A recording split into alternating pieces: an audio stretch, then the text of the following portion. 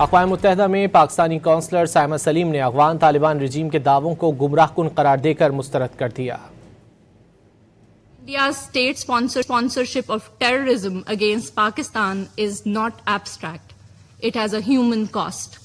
Its terrorist proxies, including BLA and Majid Brigade, have killed thousands of civilians, including women and children, in our mosques, markets, schools, and streets, through networks financed, facilitated, operated from Afghanistan soil. Based on credible intelligence, Pakistan carried out precise, deliberate, and professional counterterrorism operations against terrorist hideouts, training camps, ammunition storage sites, and support networks used for planning and launching attacks against Pakistani civilians, security forces, and infrastructure.